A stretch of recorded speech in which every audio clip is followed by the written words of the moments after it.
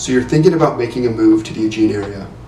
Here's a video breaking down 7 pro tips that you should know before making the big move. If you have any questions as you're considering the shift and the move out to this area, feel free to reach out anytime by call or text at this number. Whether you're moving in 9 days or even 90 days, we're here to help. We've got your back. Okay, so let's jump in.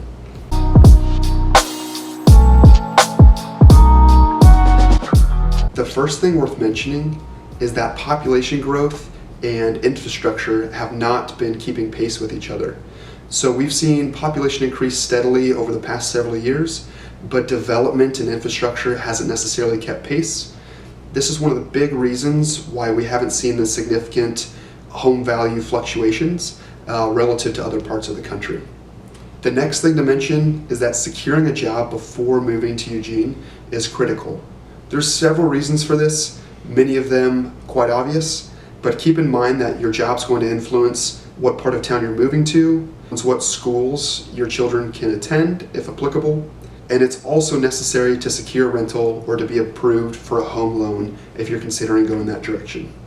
Next, for those who have kids, keep in mind that most programs in Eugene, from daycare to after-school activities, summer programs, and athletic programs, book up very quickly and in advance, so make sure to plan ahead of time if you're thinking about moving to the area to set your kids up for success.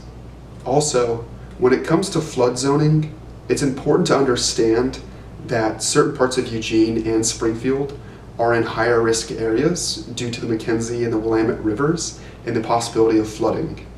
It's important to know what areas are higher risk and lower risk when moving to the area. Many people think Eugene is located in the mountains if you haven't visited before, but we're actually located in a valley, and the typical altitude is approximately 400 feet above sea level. So we're at a lower altitude and at some risk of flooding from some of the rivers. Historically, the risk of flooding in the Eugene area was much higher. Fortunately, now we have dams and reservoirs built, which helps regulate the flood risk in most parts of town. When it comes to the size of the city, even though the population has been growing, most big musicians, comedians, and big events like the Tough Mudder or Spartan races usually end up in Portland, about 2 hours to the north.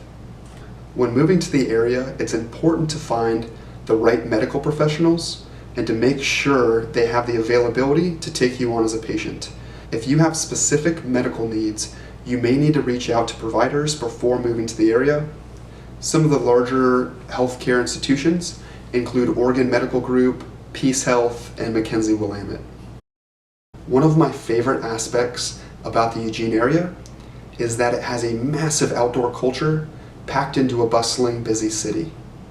Don't forget to explore and make it outside to the Cascade Mountains to the east, as well as the Siuslaw National Forest and the coast to the west. And one bonus tip when moving to Eugene, finding a house to rent is more challenging than you'd expect. Also remember that Eugene is not as expensive as Seattle or San Francisco, but you have West Coast pricing when it comes to the cost of living, including housing expenses.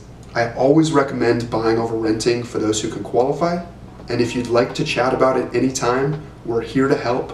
Feel free to reach out by call or text anytime at this number. Don't forget to hit like and subscribe for more content like this.